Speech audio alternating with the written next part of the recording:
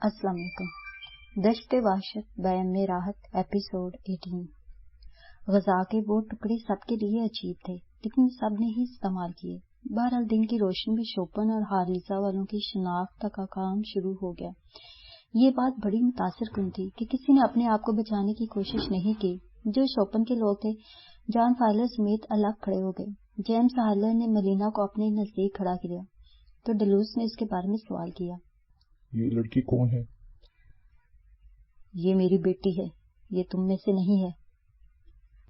اس کی ماں کون تھی؟ جو اب اس دنیا میں نہیں ہے، لیکن اس دنیا کی باشندہ جہاں ہم نے اپنی زندگی گزاری ہے۔ اسے کس میں شمار کیا جائے؟ ڈیلوس نے سوال کیا۔ شوپن کے رہنے والوں میں۔ جیمز ہارلر نے ایک عجیب و غریب فطرت کا مظاہرہ کیا اور ڈیلوس نے رخ تبدیل کر لیا۔ البتہ ہارلیزا کے لوگوں کو اس نے محبت بھری نظروں سے دیکھا اور پھر اس کی نظریں سلاد پر آ کے رکی۔ ایک بوڑھے شخص نے کہا، ڈیلوس، یہ نوجوان کون ہے؟ میں خود اس سے یہ سوال کر لیتا ہوں۔ ڈیلوس نے کہا تو سلاد مسکرا کر بولا، میں خود اپنی شناخت کرنے سے معذور ہوں عظیم ڈیلوس۔ لوگ مجھے ہارلیزا کا بیٹا کہتے ہیں، اور کچھ کا کہنا ہے کہ میرے ماں باپ کا تعلق ہارلیزا ہی سے تھا۔ فوراً ہی ایک ایسے شخص نے جس نے انجل پر سفر کیا تھا اور جو حقیقت میں ہارلیزا کا باشندہ تھا، اعتراف کیا۔ ہاں عظیم ڈیلوس، یہ شخص ذہنی طور پر ہارلیزا کا باشندہ نہیں ہے، کیونکہ دوران سفر جب اینجل نامی جہاز پر ہم لوگ شوپن کی غلامی کر رہے تھے، یہ شوپن والوں میں شامل تھا اور اس نے ان کے تحفظ کے لیے ایک عظیم قدم اٹھایا تھا۔ ڈیلوس نے اس شخص کو قریب بلایا اور پوچھا، وہ کیا قدم تھا؟ اس نے آزادی پا کر ان کے ساتھ شامل ہونے کا مظاہرہ کیا اور انہی کے ساتھ رہا۔ ایسے شخص کو ہم ہارلیزا والا نہیں کہہ سکتے۔ یہ فیصلہ بزرگوں کا کام ہے اور میں خود کوئی فیصلہ نہیں کر سکتا۔ اسی وقت اچانک ہی کسی طرف سے ہیوگا نمودار ہوا اور گرائی ہوئی آواز میں بولا، تم سب گدے اور احمق ہو۔ جو لوگ تمہارے درمیان پھوٹ ڈلوا رہے ہیں اور جس کا نتیجہ تباہی ہے۔ جس دنیا سے یہ لوگ آئے ہیں وہ بہت خوفناک ہے اور تباہی اس کا شوق۔ احمق نہ بن، چھوٹی عمر کے لڑکے حقیقتوں کو پہچاننے کے لیے آنکھ نہیں رکھتا۔ اس نے تجھے حق دیا ہے کہ تو ہارلیزا والوں کا نمائندہ بنے اور اپنے آپ کو وہاں کا بڑا کہے۔ ڈیلوس نے بڑے صبر و سکون کے ساتھ ہیوگا کی یہ بات سنی اور مسکراتی نگاہوں سے اسے دیکھتے ہوئے بولا، تو ایک ایسا بزرگ ہے جس کی محبت خواہ دل میں پیدا ہو جاتی ہے۔ اگر مجھ پر لازم ہے کہ تیرے اس غصے کا سبب پوچھوں، معلوم تو کروں کہ تو کیا کہنا چاہتا ہے۔ سن اے بے وقوف، اس شخص نے اپنی کم نظری کا ثبوت دیا ہے اور ایک ایسے شخص پر یہ الزام لگایا ہے جس نے آج اسے اس کی سرزمین پر لا کھڑا کیا ہے۔ ذرا پوچھ اس سے کہ کیا کیا تھا اس نوجوان نے۔ کیا وہ خود بھی شوپن والوں کا قیدی نہیں تھا؟ لیکن جب اس دنیا کے کچھ ایسے جہاز جو انجل کی تباہی چاہتے تھے اسے تباہ کرنے کے لیے سامنے آئے تو یہ واحد نوجوان تھا جو ان سے مقابلہ کرنے کی اہلیت رکھتا تھا، اور اس کی وجہ تو نہیں جانتا کہ کیا تھی؟ ہاں، میں واقعی نہیں جانتا میرے معزز بزرگ۔ ڈیلوس نے بڑی حلیمی سے کہا، یہ جہاز جن لوگوں کی ملکیت ہے ان میں یہ واحد شخص ہے جو اس کی ملکیت کا دعوے دار ہے۔ جو لوگ اسے چلا کر یہاں تک لائے ہیں اور وہ بالکل اجنبی لوگ ہیں، وہ نہیں جانتے تھے کہ جہاز پر ایسے تباہ کن ہتھیار موجود ہیں جو جنگ کر سکتے ہیں، اور ان تباہ کن ہتھیاروں کی مدد سے انجل کو قائم رکھ کر ان ہارلیزا والوں کو زندگی بخش سکتے ہیں۔ جانتے ہو یہ کون؟ شاید نہیں پود کو سچائیوں کا علم نہ ہو، لیکن میں تمہیں ایک بات بتا دوں۔ میں تمہیں ایک ایسی بات بتاؤں، اگر تم ایش مینا سے اس بارے میں بات کرو گے تو تمہیں سب کچھ بتا دے گی۔ بوڑھے نے کہا، اور جیسے وہاں زلزلہ آ گیا۔ ایشمینا کا نام بہت ہی سنسنی خیز تھا۔ بے شمار آنکھیں حیرت سے سلاد کو دیکھنے لگی تھی۔ پھر ان میں سے دو افراد نے آگے بڑھ کر کہا، کہاں ہے ایشمینا؟ کہاں ہے وہ؟ آنے والا وقت بتائے گا کہ یہ سب کچھ کیا ہے، کیا سمجھے، اور اس وقت یہ وہ ہوگا جس کے سامنے تم سب سجدہ ریز ہو جاؤ گے، اور آنے والا وقت یہی سرزمین سے اس کے ماں اور باپ کا پتہ تمہیں دے گا۔ اوہ، تعجب کی بات ہے، لیکن پھر بھی ہماری سرزمین کے بیٹے تو ہمارا اپنا ہے۔ ہم تجھے خوش آمدید کہتے ہیں، تو ہمارے لیے ہواؤں کے جادوگر کا بیٹا ہے۔ اور ہارلیزا والو، میں نہیں جانتا کہ میرے ماں باپ کہاں پوشیدہ ہیں، لیکن وہ جلد میں انہیں تلاش کر لوں گا۔ پھر کچھ تبدیلیاں ہوئی اور ان لوگوں کو ذرا الگ الگ کیا گیا۔ گونیا تھرم جان فائلر کے ساتھ ہی رہی۔ بہت تیز عورت تھی، نہ جانے کیا کیا ہونے والا تھا۔ اور اس کے بعد کچھ لوگوں کو خاص طور سے الگ کیا گیا اور کہیں لے جایا جانے لگا۔ وہ ڈیلوس ہی کی رہنمائی میں آگے بڑھ رہے تھے۔ اور اس سمجھ جا رہے تھے جو حالیزہ کے قبیلوں کا اندرونی راستہ ہوتا تھا اور جو اپنے اندر کئی راز ہائے سربستہ چھپائے ہوئے تھے۔ کافی دور نکلنے کے بعد اچانک ہی سلاح نے چٹانوں کا ایک جنگل دیکھا، اتنا وسیع اور اس جنگل جو تا حد نگاہ پھیلا ہوا تھا۔ پھر جب وہ چٹانوں کے نزدیک پہنچا تو اس نے دیکھا کہ چٹانوں کے نچلے حصے میں قد آدم دروازے بنے ہوئے ہیں، اتنے وسیع کہ انسان بآسانی ان دروازوں کی دوسری جانب صاف ستھری اور شفاف سیڑھیاں انہیں لانے والے ان دروازوں سے اندر داخل ہونے لگے تھے۔ بے شمار دروازے تھے چٹان کے نیچے، لیکن سیڑھیاں طے کرنے کے بعد تمام راستے ایک وسیع اور ریز حال نما جگہ پر کھلتے تھے جو اندر سے پتھریلی دیواروں پر مشتمل تھی، اور اس کا فرش نہایت ہموار چکنا اور دیواریں روشن تھیں۔ لیکن یہ دیواریں کس طرح روشن تھی یہ کچھ سمجھ میں نہیں آ رہا تھا۔ اس عجیب و غریب دنیا میں رہنے والوں نے اپنے لیے ہر طرح کی آسانیاں اور آسائشیں فراہم کر لی تھی۔ ہر چیز صفائی سے دیکھی جا سکتی تھی، اور اس حال میں پتھر سے تراشی ہوئی سنگی کرسیاں بچھی ہوئی تھی جن کی تعداد ہزاروں کے قریب تھی۔ درمیان ایک میز نما شے تراشی گئی تھی، اور یہ میز ایک دیوار سے لگی ہوئی تھی، اور اس کے گرد بیٹھنے والوں کا رخ ان تمام نشستوں کی جانب تھا جہاں سے انہیں دیکھا جا سکے۔ یہ کوئی کانفرنس ہال لگتا تھا۔ پھر نہ جانے کہاں کہاں سے لوگ ان دروازوں سے نمودار ہونے لگے اور سیڑھیوں سے گزرنے کے بعد ہال میں موجود نشستوں پر بیٹھنے لگے، جبکہ اینجل سے آنے والوں کو میز کے گرد نشستوں پر ایک سمت جگہ دے دی گئی اور وہ سب کو وہاں بٹھا دیے گئے۔ ڈلوس اس میز کے عقبی حصے میں بنے ہوئے دروازے سے اندر داخل ہو گیا۔ اس نے کچھ دیر کے لیے یہاں موجود لوگوں سے معذرت طلب کی تھی۔ جب وہ درآمد ہوا تو اس کے ساتھ ساتھ سفید لباس میں ملبوس چند بوڑھے لوگ تھے جن کے بال برف کی طرح سفید لیکن صحت قابل رشک تھی۔ وہ سب اندر داخل ہوئے تو تمام لوگ احترام سے کھڑے ہو گئے، اور اس کے بعد انہوں نے ہاتھ اٹھا کر ان سب کو ترقی اور خوشحالی کی دعائیں دیں اور خود بیٹھ گئے تو بقیہ سارے لوگ بھی بیٹھ گئے۔ ڈلوس نے تقریر کرنے والے انداز میں کہا، حالیزہ کے دانش مندوں، خوشی کا مقام ہے کہ ہم نے اپنی زندگی میں انہیں دیکھا جو حالیزہ کے لیے خوشیاں لینے گئی تھی، اور ہمیں ان کی عزت و احترام میں کوئی اعتراض نہیں ہے۔ شوپن والوں پر امن امان قائم کیا جائے۔ ہماری سرزمین پر یہ برتری حاصل کرنے والے واپس آ گئے ہیں۔ تو وہ کہانی جو مجھے اس وقت سنائی گئی تھی جب حالیزہ کی سربراہی ان لوگوں نے میری شاننے پر رکھی تھی، اور جس کا مفہوم یہ تھا کہ زمانہ قدیم میں اس سرزمین پر صرف ایک قبیلہ آباد تھا اور یہ سب اس سرزمین کے لوگ کہلاتے تھے۔ لیکن پھر یوں ہوا کہ کچھ لوگوں نے غیر دانش مندی کا ثبوت دیتے ہوئے دو گروہ بنا لیے، ایک گروہ شوپن کا اور دوسرا حالیزہ کہلایا۔ تو دونوں کے درمیان اقتدار کی دوڑ شروع ہو گئی اور جادوگروں نے اپنے جادو سمیٹ لیے۔ کچھ شوپن کے ساتھ ہوئے اور کچھ حالیزہ کے ساتھی بن گئے۔ اس کے بعد انہوں نے اپنے جادو کی برتری کا اظہار شروع کر دیا، اور بدقسمتی یہ رہی کہ شوپن والوں نے ایشمینا کو اپنے ساتھ شامل کر لیا اور وہ اس طرح برتری کا اظہار کرنے لگے، جس کی وجہ سے حالیزہ والوں کو پسپا ہو کر دور دراز علاقوں میں اپنے لیے جگہ حاصل کرنا پڑی، اور ہمارا یہ موقف رہا کہ ہماری یہ سرزمین تباہی کا شکار نہ ہو، بلکہ وہاں وہی قدیم امن قائم کیا جائے جو محبت کا پیغمبر ہوتا ہے، لیکن ہر پیشکش رد کر دی۔ شوپن والوں نے کہا کہ حالیزہ کا نام ختم کر دیا جائے اور ہم ان کی غلامی اختیار کریں، تو یہ ممکن نہیں تھا۔ ایک اول ہو تو دوسرا آخر، ایک برتر ہو اور دوسرا محکوم۔ یہاں سے تو نفرت کی ابتدا ہوتی ہے، کیونکہ برابری کی بنیادی محبتوں کو قائم رکھتی ہے، اور آخر ہم مجبور ہو گئے اپنے آپ کو مستحکم کرنے تاکہ ان کے جادو کا توڑ دریافت کیا جائے، اور یہ سب ایک ہی گروہ اور ایک ہی نسل سے تعلق رکھتے تھے۔ سب ان صلاحیتوں کے مالک تھے جو ایک دوسرے کے پاس ہوتی ہیں۔ میں جاننا چاہتا تھا کہ طویل عرصے پر اپنی سرزمین پر لوٹنے والے کیا اپنی زمین سے بے خبر ہو گئے ہیں، تو مجھے علم ہوا کہ نہیں، ایسی بات نہیں ہے۔ ہاں، یہ پتا ہمیں ضرور چلا کہ شوپن والے کس طرح ان کا استقبال کریں گے۔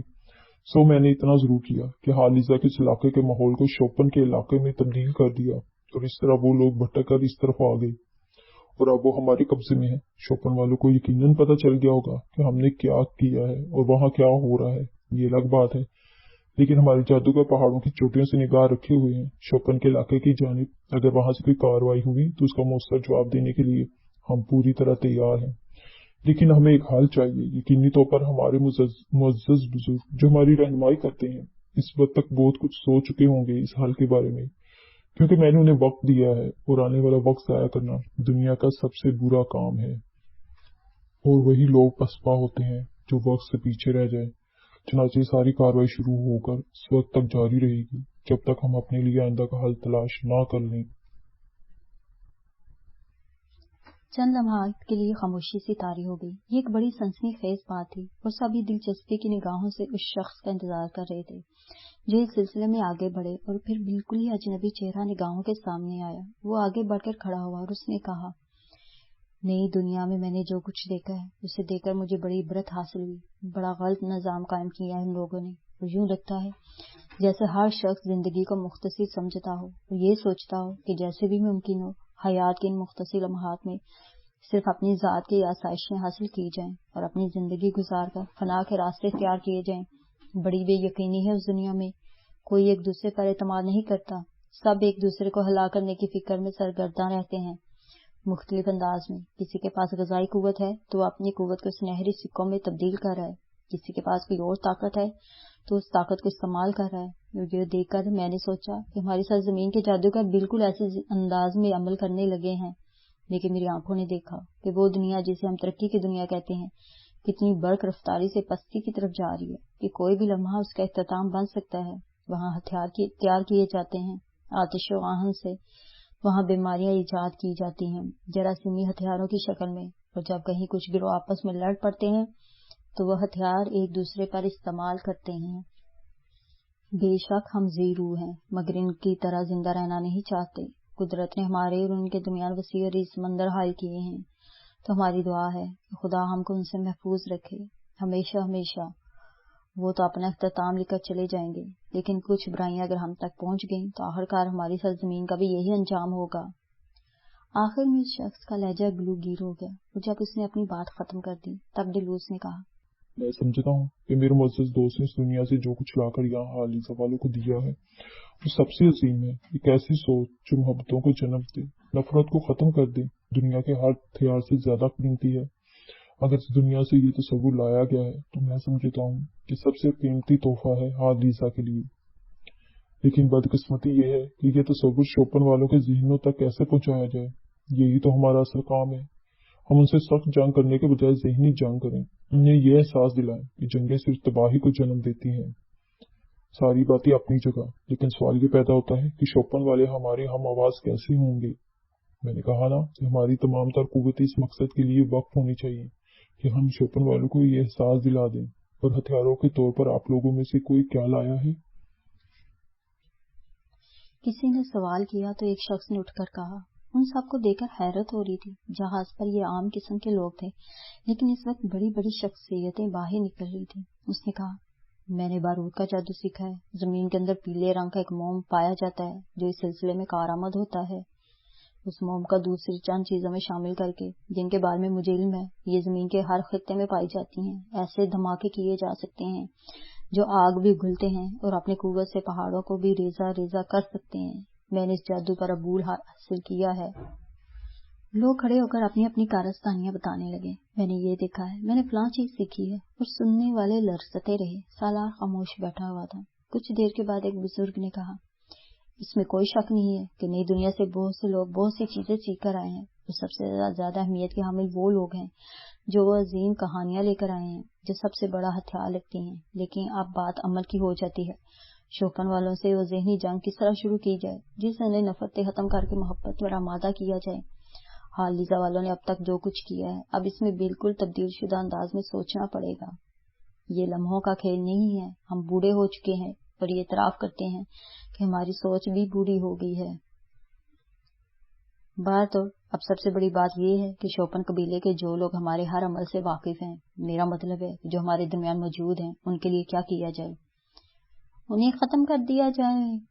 ایک طرف سے آواز آئی، نہیں، یہ حل نہیں ہے. مستقبل میں ایسے بہت سے معاملے آئیں گے اور ہم ایک بری روایت کی داغ بیل ڈالنا نہیں چاہتے. ہم انہیں آزادی دیں گے. نہیں، یہ مناسب نہیں ہوگا. یہ لوگ مختلف باتیں کریں اور پھر کسی نے کہا کہ فیصلہ ڈلوس کرے گا. بارہ ابھی غور کیا جائے گا، اس کے بعد سوچا جائے گا کہ کیا کیا جائے، اور وقت گزرنے کے ساتھ ساتھ کوئی بہتر نتیجہ ظاہر ہوگا. ٹھیک ہے، ٹھیک ہے، ٹھیک ہے. چاروں طرف سے آوازیں آئیں، لیکن اس وقت وہ سب لوگ دنگ رہ گئے جب اچانک ہی ہیوگا کہیں سے نمودار ہوا تھا. اس نے پورے اسرار انداز میں مسکراتے ہوئے کہا، اور میں صرف ایک انکشاف کرنے آیا ہوں. تو وہ انکشاف یہ ہے کہ ڈلوز اس لڑکے کا جس کا نام سالار ہے، رشتے دار ہے اس کے باپ کے بڑے بھائی کا بیٹا. क्या समझे, जिसका नाम बलास है, फिर बलास सलार का ताया है। अब बात कुछ आगे बढ़ती है तो ठीक है, वरना आसमान वाला जाने। ये कहकर वो वापस पलटा और एक दरवाजे से अंदर दाखिल हो गया और फिर उसका कोई पता नहीं चल सका। तमाम लोग दंग रह गए थे, लेकिन बाकी तमाम लोग शिद्दत हैरत से गुंग सलार और डलूस की शक्ल देख रहे थे। सलार का चेहरा भी तस्वीर हैरत बना हुआ था। एकाएकी डलूस आगे बढ़ा और उसने आगे बढ़कर कहा, मेरे ताया के बेटे, मैं सबसे ज्यादा खुश हूँ कि तू मेरा खून है और तूने एक ऐसी दुनिया में परवरिश पाई है जहाँ से तूने बहुत कुछ सीखा होगा। मोहब्बतें तो कायनात में सबसे अल्लाह मकाम रखती हैं। अब मैं तुझसे अपने माँ बाप के बारे में भी मालूमात हासिल हो जाएगी। हाँ, काश काश मेरी अपनी जात तेरे लिए कारम साबित हो। उस हैरतनाक इंकशाफ ने सलार को बुरी तरह मुतासर किया था और वह अजीब से जज्बात में घिरा हुआ था। फिर ये तकरीब खत्म हुई और लोग मुंतशिर होना शुरू हो गए। हाल खाली हुआ और खास तौर से डलूस ने सलार को अपने साथ लिया और वहां से बाहर निकल आया। वो सलार में बहुत दिलचस्पी ले रहा था। उस जगह से बाहर निकलने के बाद उभरी हुई चट्टानों के दरमियान चलते हुए उसने कहा, दिल तो चाहता है कि तुझसे हजारों बातें एक साथ कर लूं, लेकिन मुझे बहुत से एहसासात हैं। मैं तुझे अभी परेशान नहीं करूंगा। पहले कुछ वक्त मेरे साथ चल के कुछ देर आराम कर, फिर मेरे तेरे दरमियान बातें होंगी। उसके लिए सैकड़ों चांद और सूरज ना काफी होंगे। क्या तेरा दिल मुझसे बातें करने को चाहता है? सलार ने मुस्कुराकर मोहब्बत भरे अंदाज में डलूस का हाथ अपने हाथ में ले लिया और बोला, मेरे भाई, जिससे ज्यादा मेरे दोस्त, मैं तो बड़ा खुशनसीब हूँ कि मैंने तुझे पाया और ये अनोखी सरजमीन जो मेरी अपनी है मेरे लिए अजनबी है, लेकिन मेरे लिए उतनी ही दिलकश कि मैंने इसके बारे में हर बात जान लेने का ख्वाहिशमंद हूँ और जी चाहता है कि मैं भी चाहता हूँ और तुझसे इस बारे में पूछता रहूँ। और मैं भी तुझसे इस दुनिया के बारे में मालूमात हासिल करूंगा जहाँ तूने जिंदगी पाई है। क्या वहाँ जिंदगी मुख्तलिफ है? हाँ, वो लोग जमीन की गहराइयों में नहीं रहना चाहते, बल्कि आसमान की बुलंदियों की तरफ परवाज करने की कोशिश में मसरूफ हैं। उन्होंने बुलंदो बाला इमारतें बनाई हैं जो पहाड़ों की तरह बुलंद हो जाती हैं, और बाज ऐसी जिनकी चोटियों पर खड़े होकर जमीन को देखो तो इंसान ना होने के बराबर नजर आता है।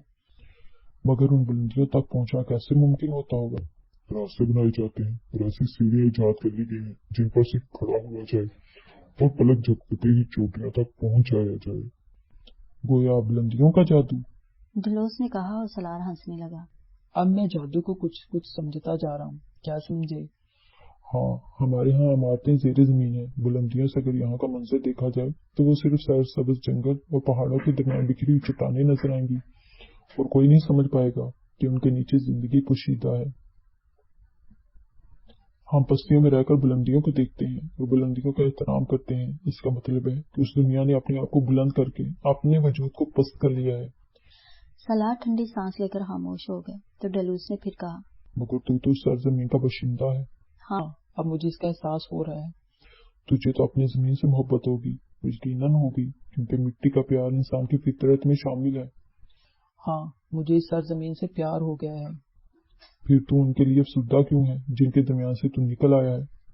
उसके लिए मैंने जिंदगी का बहुत बड़ा हिस्सा उनके दरमियान गुजारा है। मुझे उनसे भी बेपनाह मोहब्बत है। मैं कुछ ऐसे अफराद को छोड़ आया हूँ जिन्होंने मेरी बेकसी को सीने से लगाया उस वक्त जब मैं एक नाबालिग बच्चा था। मगर युगा को जानते हो? कौन युगा?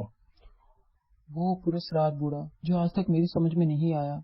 उसने मुझे मेरे माँ बाप के बारे में बताया और ऐसे जाहिर किया जैसे मेरे माँ बाप का इस दुनिया में अब कोई वजूद ना हो। डलूस सोच में डूब गया था। फिर वो बोला, मैं नहीं जानता, आ चल मेरे साथ चल। वो उसे लेकर ऐसी चट्टान नमा जगह पर पहुंच गया जहाँ बड़ा सा दरवाजा बना हुआ था। अगर दुनिया का नुक्ते निगाह से देखा जाए तो डलूस एक तरह से उस जगह का सरदार था और उसमें सरदारी की शान होनी चाहिए थी। लेकिन वहाँ जहाँ सारे लोग जमा हुए थे वहाँ वो बेशक एक सरदार की हैसियत से नजर आया था, लेकिन उसका तर्ज जिंदगी बड़ी सादगी लिए हुए था। वो उस दरवाजे से अंदर दाखिल हुआ और सीढ़ियां तय करके बड़े खूबसूरत सजे हुए एक बड़े से हाल कमरे में पहुंच गया। उस कमरे का अंदाज दुनिया के कमरों से मुख्तलिफ नहीं था। दीवारें, छत, जमीन पर किसी खास किस्म की घास के तिनकों से बना हुआ कालीन जो बेशक मोटा था मगर इतना नरम के पांव टखनों तक उसमें दंस गए। उसके साथ ही मछली के जिस्म के ढांचों से ऐसी दूसरी चीजों पर खूबसूरत खाली मंड कर नशिस्तें बनाई गई थी और सारी की सारी इतनी खूबसूरत के देखने से ताल्लुक रखती थी। ماحول اتنا دلکش تھا کہ بس بیان نہیں کیا جا سکتا تھا۔ یہاں کئی عورتیں نظر آئیں، ان میں ایک عمر رسیدہ تھی، کسی قدر بھاری بدن کی مالک ایک نوجوان اور خوبصورت لڑکی تھی، بہت ہی خوبصورت خد و حال لیے ہوئے تھی۔ اس کی مسکراہٹ سلار کو بہت پسند آئی۔ عمر رسیدہ عورت نے آگے بڑھ کر کہا، یہ خبر مجھ تک پہنچ گئی ہے کہ تم شہلاز کا بیٹا ہے، شہلاز و نعیم ملک۔ میں تیری چچی ہوں اور یہ میری بیٹی یعنی دلوز کی بہن سوما عارف سوما۔ میں تجھے خوش آمدید کہتی ہوں کیونکہ تم میرے عقلوں میں سے میرے سینے سے لگ جا۔ سلار آگے بڑھا تو پیچھے سے الاس بھی پہنچ گیا اور معمر عورت نے سلار کو سینے سے لگا لیا۔ نہ جانے کیوں سلار کی آنکھوں میں نمی سی آ گئی تھی۔ تجھے شکوا تھا نا میری بیوی کہ تیرا ایک ہی بیٹا ہے؟ دیکھ تیری تقدیر نے تجھے 2 بیٹے عطا کر دیے۔ یہ ڈلوز کا بھائی ہے، میرے بھائی کا بیٹا، اور میری آنکھوں سے آنسو نکل آئے اسے دیکھ کر، اور مجھے آج بھی یہ امید ہے کہ میرا بھائی واپس آئے گا۔ تو جانتی ہے کہ میرے پاس سوچ کا جادو ہے اور میری سوچ کا جادو مجھے یقین دلاتا ہے، اور میں تجھے بھی یقین دلاتا ہوں میرے بچے کہ تیری ماں اور تیرا باپ ہواؤں کے دوش پر سفر کرتے ہوئے کہیں بھی پہنچ چکے ہوں گے، لیکن ایک دن وہ واپس آ جائیں گے۔ میں سوچ کا جادوگر ہوں اور میرا جادو مجھے بتاتا ہے کہ وہ زندہ ہیں۔ سالار یہ باتیں سن رہا تھا، کم از کم اسے اس بات کا علم تھا کہ یہاں اس عجیب و غریب سرزمین پر جادو کا دور دورہ ہے اور یہاں کے فنکار طرح طرح کے جادو کے ماہر ہیں۔ اس نے کہا، اور جب تو نے کہا مجھے تیرے علم پر یقین ہے میرے باپ کے بھائی، تو پھر اپنی دنیا کو شامدید کہہ۔ اتفاق کی بات ہے اب تو ایسے لوگوں میں شامل ہو گیا جب تو اپنے باپ کا استقبال کرے۔ اب آ میرے ساتھ آ، میں تجھے اپنے کمرے میں لے جاؤں گا اور وہاں تیرے لیے آرام کا بندوبست کروں گا، کیا سمجھے؟ ان لوگوں نے جس طرح اپنی بستی اپنی نگری کو آباد کیا تھا اس کو دیکھ کر سلار کو ایک احساس ضرور ہوتا تھا، وہ یہ کہ انہوں نے زندگی کی وہ تمام آسائشیں حاصل کر لی ہیں جو مہذب دنیا کے لوگ اپنے لیے ضروری سمجھتے تھے۔ فرق صرف یہ تھا کہ ان لوگوں نے یہ آسائشیں مختلف طریقوں سے اور ذرا تبدیل شدہ طریقے سے حاصل کی تھیں۔ یہ سارا کام دیکھ کر سلار کو بڑا عجیب و غریب احساس ہو رہا تھا۔ بستروں کا اوپری حصہ ویل مچھلی کی کھال سے بنایا گیا تھا اور اس کے نیچے سمندر کی سطح پر بہنے والی سفید رنگ کی گھاس کے بال لگائے گئے تھے۔ یہ گھاس انتہائی نرم اور لچکدار تھی اور اس سے انسانی جسم کی تھکاوٹ دور ہو جاتی تھی۔ بہرحال سلار نے کہا، اور میری کہانی تجھے معلوم ہوگی عظیم الاس، نئی دنیا کے لوگ یہاں سے بالکل مختلف ہیں، وہ دولت کے حصول کے لیے اپنی زندگی داؤ پر لگا دیتے ہیں۔ ہاں دولت ساری کائنات میں ایک ہی حیثیت رکھتی ہے، خیر کوئی بات نہیں، ہم نے ضرورت کی تمام چیزیں حاصل کی ہیں۔ سمندر سے حاصل ہونے والی ایک مخصوص گھاس کے پتے بہت چوڑے اور سینکڑوں سال کے لیے کارآمد ہوتے ہیں۔ ان پر اگر تحریریں لکھ دی جائیں تو وہ تحریریں فنا نہیں ہوتی بلکہ محفوظ رہتی ہیں۔ بڑی عجیب و غریب چیزیں ہیں۔ اس کے علاوہ ہمارے پاس ایسے پتھر موجود ہیں جنہیں درمیان میں کر کے تم اپنی آوازوں کو نشر کرو تو وہ پتھر ان آوازوں کو جذب کر لیتے ہیں۔ یہاں ہر شخص جادوگر ہے؟ سالار نے سوال کیا۔ نہیں، بس جس نے کسی ایک فن پر محنت کی اور اس پر بھرپور وقت صرف کیا تو اسے کامیابی بھی حاصل ہو جاتی ہے۔ بہرحال سالار یہاں آ کر کچھ عجیب و غریب کیفیات کا شکار ہو گیا تھا اور بہت سی سوچیں دامن گیر ہو گئی تھی۔ پھر جب اسے آرام کا موقع ملا تو اس نے سب سے پہلے یہاں کے بارے میں سوچا۔ آرسوما بہت خوبصورت لڑکی تھی اور سب سے بڑی بات یہ تھی کہ اس کا خون تھی۔ اسے اس بات کا خدشہ بھی تھا کہ کہیں ایسا نہ ہو کہ آرسوما اس کی محبت میں گرفتار ہو جائے۔ اس طرح بڑی مشکلات پیش آ سکتی ہیں۔ اس کے ذہن میں سمیتا کا تصور تھا۔ بہت سوچتے آخر کار اس نے یہ فیصلہ کر لیا کہ اب اسے ڈلوز کی مدد بھی حاصل ہو چکی ہے تو کیوں نہ گونیا تھارم سے اس بات کی فرمائش کرے کہ ان لوگوں کو بھی اسی طرح آزادی دی جائے جس طرح خود سالار کو آزادی ملی ہے۔ پھر اس سلسلے میں سالار منصوبہ بندیاں کرنے لگا۔ بڑی خاطر مدارت کر رہے تھے یہ لوگ اس کے، اور سالار کو تو اپنی سرزمین پر آنے کے بعد ہی احساس ہونے لگا تھا کہ یہاں کے لوگ بھی اس کے اپنے ہیں۔ خاص طور سے ان رشتوں کا مل جانا اس کے لیے بڑی اہمیت کا حامل تھا۔ اس نے دوسرے دن ڈلوز سے کہا، میرے بھائی، کیا مجھے یہاں ایک محتاج زندگی گزارنا پڑے گی؟ مطلب؟ کیا میں آزادی سے ہر جگہ آ جا سکتا ہوں؟ ہاں، تجھے گھوڑا مہیا کر دیا جائے گا اور دنیا یہ بات جانتی ہے کہ وہ گھوڑا کس کا ہے۔ بس جن سرحدوں کی نشاندہی تجھ سے کر دی جائے ان کے دوسری طرف جانے کی کوشش مت کرنا، کیونکہ وہاں شوپن والوں کا راج ہے اور ہم ایک لکیر کے تحت سارا عمل کرتے ہیں۔ جب کوئی شخص اس لکیر کو عبور کرتا ہے تو یہ اس کی اپنی ذمہ داری ہوتی ہے کہ وہ اپنی حفاظت کیسے کرے۔ ٹھیک ہے، مجھے گھوڑا مہیا کر دو۔ جس گھوڑے کو سلار کے حوالے کیا گیا تھا وہ اپنی مثال آپ تھا. سلار کو گھوڑے کی سواری آتی تھی. وہ تو شاید دنیا کے ہر کام سے واقف تھا. اس کی بنیادی وجہ یہی تھی کہ اس نے بغد رائے کے ساتھ رہ کر آزادی سے ساری زندگی گزاری تھی اور اپنا لوہا منوا لیا تھا. ایک طرف دلوس ایک پراسرار اور طاقتور قوت نظر آتا تھا، لیکن یہ نہیں کہا جا سکتا تھا کہ اگر کبھی سلار سے اس کا جسمانی مقابلہ ہو جائے تو وہ سلار کو زیر کر سکے. شاید دلوس ابھی سلار کی قوتوں سے واقف نہیں تھا. بہرحال سلار گھوڑا دوڑاتا ہوا ان کیمپوں کے پاس پہنچ گیا جہاں جہاز سے آنے والے موجود تھے. وہ لوگ خوش نظر نہیں آتے تھے، ان کے چہرے لٹکے ہوئے تھے. سلار کو گونیا تھارم کی تلاش تھی جو اسے مل گئی. وہ آزادی سے پتھروں پر بیٹھی ہوئی ایک مقامی شخص سے باتیں کر رہی تھی. سلار کو دیکھ کر وہ خوشی سے مسکرائی اور اس نے ہاتھ ہلایا. سلار گھوڑے سے نیچے اتر گیا تھا. گونیا تھارم اپنی جگہ سے اٹھی اور اس کے قریب پہنچ گئی. میں نے اس وقت جو دیکھا ہے سلار، میں بیان نہیں کر سکتی کہ صبح اٹھ کر میری کیا کیفیت ہوگی. آؤ ادھر بیٹھتے ہیں. اس نے ایک پرفضا گوشہ منتخب کیا. سلار نے گھوڑے کو آزاد چھوڑ دیا. لوگ یہ دیکھ چکے تھے کہ یہ نوجوان دلوس کا منظور نظر ہے. چنانچہ ان میں سے چند مقامی آدمیوں نے سلار کے گھوڑے کو سنبھال لیا. سلار گونیا تھارم کے ساتھ اس جگہ جا بیٹھا. گونیا نے اسے مسکراتی نگاہوں سے دیکھتے ہوئے کہا، سچ یقین کرو سلار، تم خوبصورت تو پہلے ہی تھے، لیکن اب تمہارے اندر ایک عجیب سی تمکنت پیدا ہو گئی ہے. میں نے تمہیں گھوڑے پر بیٹھے ہوئے دیکھا تو مجھے یوں لگا جیسے حالیہ کا مستقبل میری نگاہوں کے سامنے ہو. شاید ابھی تمہیں یہاں کے بارے میں تفصیلات نہیں معلوم، لیکن بہت جلد تمہیں پتہ چل جائے گا. کیا؟ میں ایش مینا کی بات کر رہی ہوں. ایش مینا؟ ہاں، ایک بہت بڑا نام. سلار، بہت کچھ سوچتے ہوں گے تم میرے بارے میں. یقیناً تمہارے ذہن میں یہ سوال آتا ہوگا کہ آخر میں اپنی ذات کے لیے کیا چاہتی ہوں. تو سلار، یہ سچ ہے کہ میرے وجود کے کئی حصے ہیں. اب تم اس سرزمین پر آئے ہو تو آہستہ آہستہ تمہیں معلوم ہوگا کہ یہ جادوگروں کی سرزمین ہے. اور بڑا دلچسپ موازنہ پیش کر رہی ہوں میں تمہیں.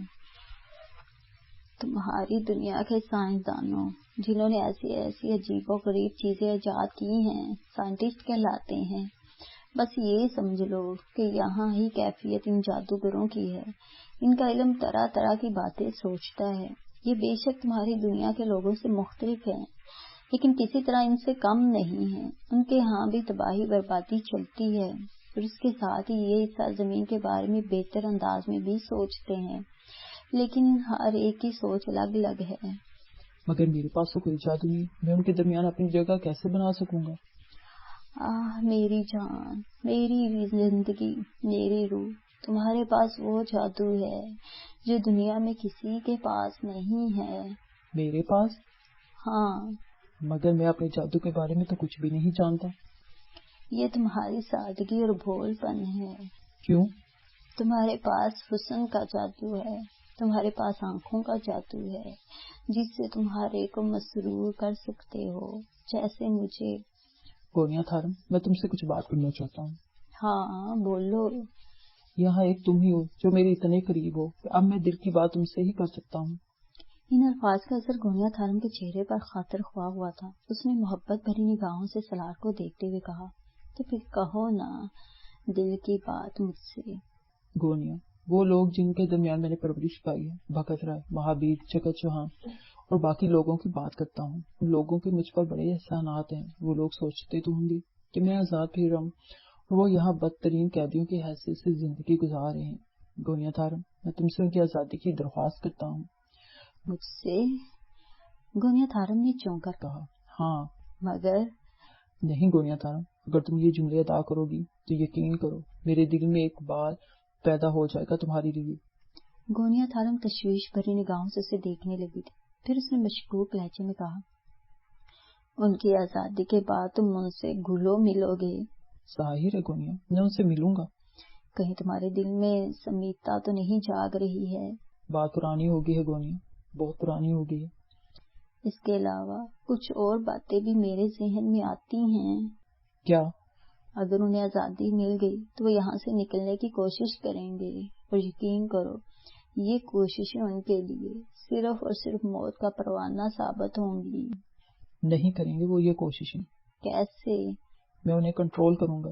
نہ کر پائے تو پھر جس کی موت آئے گی وہ مرنے کی کوشش کرے گا، میں انہیں سمجھا دوں گا، لیکن اگر انہوں نے میری بات نہ سمجھی تو پھر وہ جانے اور ان کا کام۔ ٹھیک ہے، مگر ایک بات بتاؤ۔ ہاں بولو۔ دلوس تم پر بہت مہربان ہے۔ ہاں پھر؟ تم نے اس سے یہ فرمائش کیوں نہیں کی؟ نہیں، ابھی میری کوئی حیثیت نہیں ہے۔ اگر مجھے کچھ وقت ملا تو پھر میں کوشش کروں گا کہ دلوس کی قربت حاصل کروں۔ ہاں یہ ضروری ہے، کیونکہ وہ یہاں سب سے بڑی حیثیت رکھتا ہے اور ہمیں اسے بھی قبضے میں کرنا ہے۔ آنے والے وقت میں تو ہمیں بہت کچھ کرنا ہے۔ میں تمہیں بتاؤں گی کہ کیا۔ فی الحال تو مجھے یہ بتاؤ، کیا تم انہیں آزادی نہیں دے سکتی؟ کیوں نہیں، وہ آزاد ہو جائیں گے۔ گونیا تھارم نے کہا۔ سلار کو اپنے ایک اور مقصد میں کامیابی ہو گئی تھی، جادوگروں کی سرزمین میں، جس سرزمین کا وہ خود بھی حصہ تھا۔ سب سے بڑی چیز جادو تھی، سوچ کا جادو، عمل کا جادو، علم کا جادو، طاقت کا جادو، پتہ نہیں کون کون سے جادو یہاں زیر عمل تھے۔ سلار کو چالاکی کا جادو کھیلنا تھا۔ گونیا کسی سوچ میں ڈوب گئی تھی، پھر اس نے گردن اٹھا کر کہا، ٹھیک ہے سلار، میرے لیے تشویش کا ایک پہلو پیدا ہو جائے گا۔ کیا؟ یہی کہ تم ان کی آزادی کے بعد کہیں ایسا نہ ہو ان کے ساتھ مل کر یہاں سے فرار کی منصوبہ بندی شروع کر دو۔ تو پھر میں تم سے یہی بات کہوں گا کہ میری جانب سے بھاڑ میں جاؤ۔ سلار کا لہجہ خراب سا ہو گیا تو گونیا چونک کر بولی، بھاڑ؟ یہ کیا ہوتا ہے؟ گونیا کے اس انداز پر سلار کو ہنسی آ گئی تھی۔ گونیا سوالیہ انداز میں اسے دیکھ رہی تھی۔ سلار نے کوئی جواب نہیں دیا تو پھر وہ بولی، تم نے بتایا نہیں، بھاڑ کیا ہوتا ہے؟ بھاڑ تمہاری سمجھ میں نہیں آ سکے گا۔ مگر میں سمجھنا چاہتی ہوں۔ چھوڑو گونیا، کیا کرو گی سمجھ کر؟ دیکھو، تم مجھ سے جو کچھ پوچھتے ہو میں تمہیں اس کا جواب دیتی ہوں یا نہیں، مجھے بتاؤ کہ بھاڑ کیا ہوتا ہے۔ اور سلار اسے بھاڑ کے بارے میں تفصیل بتانے لگا۔ بڑی مشکل سے اس نے گونیا کو سمجھایا کہ جہنم میں جاؤ کا نعیم البدر بھاڑ ہوتا ہے تو وہ خوب ہنسی۔ پھر بولی، جہنم کو تو میں سمجھتی ہوں، لیکن یہ بھاڑ کہاں ملتا ہے؟ جان بخش دو میری، میں یہی کہہ رہا تھا، اگر تم صرف یہ سمجھتی ہو کہ تم ہی قابل بھروسہ ہو تو پھر تمہاری مرضی ہے، میں تمہیں یقین نہیں دلا سکتا کہ جو کچھ میں کہہ رہا ہوں وہ سچ ہے۔ کیا؟ گونیا محبوبانہ انداز میں بولی۔ یہی کہ اگر تم انہیں آزادی دے دو تو میں تمہارے اور قریب ہو جاؤں گا۔ سچ؟ ہاں، مگر ایک سوال کا مجھے جواب دو گونیا۔ پوچھو۔ تم جان کرسٹوفر کی بیوی ہو؟ بتا چکی ہوں تمہیں، چاہو تو جان کرسٹوفر سے بھی کسی وقت تصدیق کر لینا۔ کمال کی بات ہے، تم دونوں میاں بیوی کی حیثیت سے ہی مجھے ملے تھے۔ میاں بیوی کی حیثیت سے ملے تھے، لیکن ہم کبھی میاں بیوی نہیں رہے۔ میرا مطلب ہے وہ نہیں ہے، میں تو دنیا کی نگاہوں کی بات کر رہا ہوں۔ اگر میں نے تمہارے ساتھ محبت کا برتاؤ کیا تو کیا جان کرسٹوفر اسے برداشت کر لے گا؟ اس کا ایک حل ہے میرے پاس۔ کیا؟ ہم جان کرسٹوفر کو ختم کر دیتے ہیں، کھیل ختم، پیسہ ہضم۔ گونیا نے بے دردی سے کہا۔ سلار اسے ملامت بھری نگاہوں سے دیکھنے لگا، پھر بولا، گونیا، ہم اپنی ہوس پوری کرنے کے لیے ایک انسان کی جان لے لیں گے؟ پتہ نہیں کون سی مٹی سے بنے ہوئے ہو، جس دنیا سے تم آ رہے ہو اس دنیا میں لوگ اپنی ہوس پوری کرنے کے لیے ایک کیا ہزاروں قتل کر دیتے ہیں، اور تم ایک آدمی کی زندگی کے لیے اس قدر تشویش کا اظہار کر رہے ہو۔ جس دنیا میں اب تم آئی ہو نا گونیا تھارو، وہاں کے افکار کے بارے میں تھوڑا بہت مجھے اندازہ ہو چکا ہے۔ بے شک یہاں دو قبیلے ایک دوسرے سے لڑ رہے ہیں، لیکن جو مشن میرا ہے، یا یوں سمجھ لو ڈیلوس کا ہے، یا یہ سمجھ لو کہ یہاں رہنے والوں کا ہے، وہ یہ ہے کہ ان کے آپس کی دشمنی ختم کر کے یہاں کی فضا اس دنیا سے مختلف بنائی جا سکے۔ گونیا جیسے سلار کی بات ہی نہیں سن رہی تھی، وہ کسی اور ہی خیال میں گم تھی۔ اس کے بعد اس نے عجیب سے لہجے میں کہا، ایک بات بتاؤ سلار، تم یہاں کی دنیا میں گزارا کر لو گے؟ کیا مطلب؟ بہت سوچتی رہی ہوں میں اس بارے میں۔ کیا؟ یہی کہ ہر جگہ کا اپنا ایک مزاج ہوتا ہے، جنگ و جدل، ہلاکت خیزی، جال سازی، ایک دوسرے خون کے پیاس، کبھی کبھی یہ بھی ضمیر کا حصہ بن جاتی ہے۔ جیسے مجھے تو اسی زندگی میں مزہ آتا ہے، تم اپنی بتاؤ۔ گونیا پلیز اس طرح کی باتیں کر کے میرا ذہن خراب مت کرو، ابھی تو ہمیں یہاں بہت سے اہم کام کرنے ہیں۔ چلو ٹھیک ہے، لیکن ایک بات یاد رکھنا، مستقبل کی زندگی میں ایک میں ہی ہوں گی اور ایک تم، اور باقی لوگ ہمارے محکوم ہوں گے۔ یہ بات اپنے ذہن میں نقش کر لینا، اور یہی وجہ ہے کہ میں تبت کے ان علاقوں کی سربراہی چھوڑ کر ستاروا کی بیوی بننے کے بجائے یہاں تک آئی ہوں، کیونکہ یہاں مجھے جو مقام ملے گا وہ اس سے بالکل مختلف ہوگا۔ تم ایک کام کرو، اس کے بعد دوسرے کام کے بارے میں سوچیں گے۔ سلار نے جواب دیا اور گونیا نے گردن ہلا دی۔ گونیا کافی دیر تک اس کے کان کھاتی رہی، پھر اس کے بعد سلار نے ایک نوجوان کو اپنی جانب بڑھتے دیکھا۔ چند لمحوں کے بعد وہ اس کے قریب پہنچ گیا تھا۔ معزز ڈلوس نے تمہیں طلب کیا ہے مہمان۔ ہاں میں چلتا ہوں۔ سلار نے جواب دیا، پھر گونیا کی طرف رخ کر کے بولا، میں چلتا ہوں، مناسب وقت پر تم سے ملوں گا۔ یہ کہہ کر اس نے چاروں طرف نگاہیں دوڑائیں۔ تھوڑے فاصلے پر اس کا گھوڑا موجود تھا۔ سلار نے اس کا نام لے کر اسے آواز دی تو وہ اس کے قریب پہنچ گیا۔ اسے ڈلوس کا پیغام دینے والا نوجوان ایک طرف چلا گیا تھا۔ سلار اپنے گھوڑے پر سوار ہو کر آگے بڑھا تو گونیا کی نگاہیں دور تک اس کا تعاقب کرتی رہی تھی۔ بہرحال مطلوبہ راستے سے گزرنے کے بعد وہ اسی غار کے دہانے پر پہنچ گیا تھا جہاں ڈلوس کی قیام گاہ تھی۔ ڈلوس وہاں موجود تھا۔ اس نے مسکراتے ہوئے سلار کا استقبال کیا۔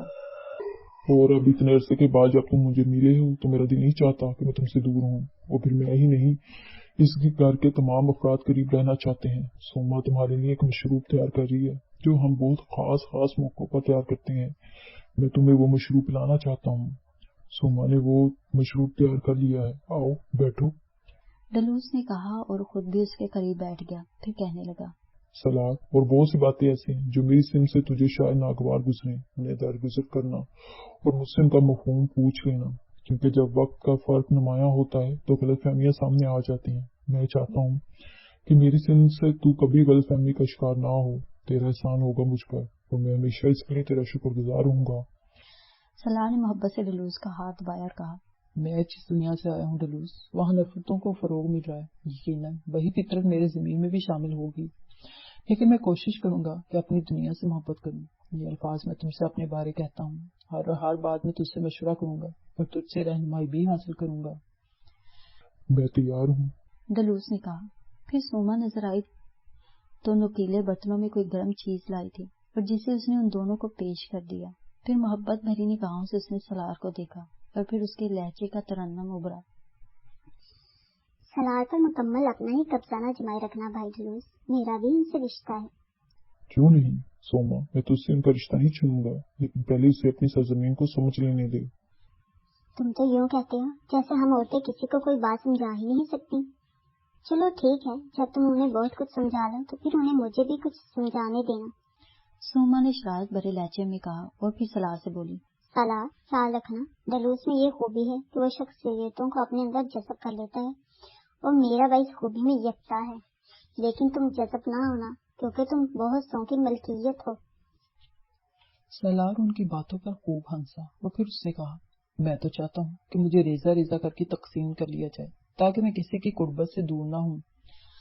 سوما شرارت سے مسکراتی ہوئی باہر نکل گئی۔ ایسی دلکش، ایسی پیاری مسکراہٹ تھی اس کی کہ اس دنیا کی حسین ترین عورتوں میں بھی ایسی مسکراہٹیں تلاش نہ کی جا سکیں۔ لیکن سلار کی نگاہوں میں ایک اور تصویر تھی اور وہ تصویر اسے اپنی زندگی سے لگی ہوئی محسوس ہوتی تھی۔ وہ اسے ہر وقت اپنی سینے کی قربتوں میں محفوظ رکھتا تھا اور یقیناً وہی تصویر اس کا اول اور آخر تھی۔ وہ جب بھی اپنے دل کی گہرائیوں میں جانتا، اس کے علاوہ اسے اور کوئی چہرہ نظر نہ آتا۔ وہ گرم شہد جسے کاوے کا نام ہی دیا جا سکتا تھا اتنی لذیذ تھی کہ سلار اس کی تعریف کیے بغیر نہ رہ سکا۔ یہ لذیذ چیز پینے کے بعد اس کی آنکھوں میں ایک عجیب سا نشہ ور کیفیت پیدا ہو گئی تو اس نے کہا، اور یہ شہد سرور امیز ہے ڈلوس، مجھے نیند آ رہی ہے۔ ہاں، اور یہ بستر اس سے بھی زیادہ سرور امیز ہے، لیٹ اور آنکھیں بند کر لے، ویسے بھی سونے کا وقت ہو گیا ہے، کیا سمجھا؟ دلوس نے اسے اس کا بستر دکھایا اور خود اپنے بستر پر دراز ہو گیا۔ مدھم روشنیاں ذہن کو سکون ہی سکون دے رہی تھی۔ سالار کو نیند آنے میں ذرا بھی دیر نہ لگی، نہ ہی اس نے کوئی خواب دیکھا کہ طبیعت میں ذرا بھی بے چینی نہیں تھی۔ تجسس کو بے چینی کا نام نہیں دیا جا سکتا۔ البتہ جب یہ نیند مکمل ہوئی تو وہ جاگا۔ سبز روشنی میں کچھ تبدیلیاں تھیں۔ دلوس کے بستر پر نظر پڑی تو وہ موجود نہیں تھا۔ سالار اٹھ کر بیٹھ گیا۔ تبھی اس نے سوما کو اندر داخل ہوتے ہوئے دیکھا۔ اس کے چہرے کی شادابیاں، دل کو موہ لینے والی مسکراہٹ اس کا استقبال کر رہی تھی۔